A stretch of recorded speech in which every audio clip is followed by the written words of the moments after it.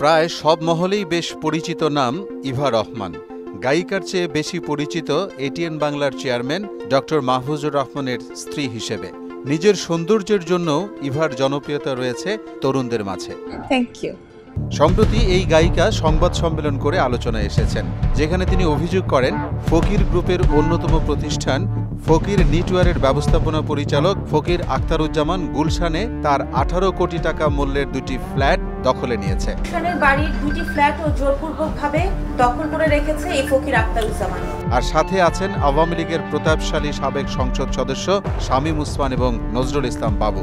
Whip Nazrul Islam বাবু এবং Shamim Osman MP আমাকে phone দিয়ে বারবার হুমকি প্রদান করে। এ নিয়ে এতদিন মুখ না খুললেও আওয়ামী লীগ সরকারের পতনের পর সামনে আনেন বিষয়টি। আমরা এত বছর কোনো কথা বলতে পারিনি।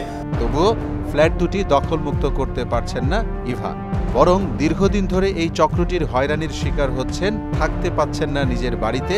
বলেন ফকির আখতারুজ্জামান হাসিনা সরকারের একজন অর্থ মজুতকারী ও বিদেশে অর্থ পাচারকারী। সে হচ্ছে আওয়ামী লীগের একজন অর্থদাতা এবং অর্থ মজুতকারী।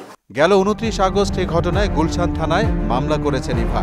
মামলায় ফকির আখতারুজ্জামান, শামীম ওসমান ও নজরুল ইসলাম বাবু সহ 50 থেকে 60 জনকে আসামি করা হয়। মাহফুজুর রহমানের সাথে বিয়ে বিচ্ছেদের পর মাত্র 48 ঘন্টার মধ্যে ব্যবসায়ী সোহেল আরমানকে বিয়ে করেন ইভা। বুকের ভেতরটা হাহাকার করে।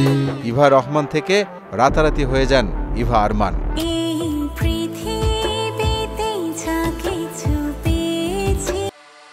মোহাম্মদ ওয়ালিউল্লাহ, মোহনা ডিজিটাল।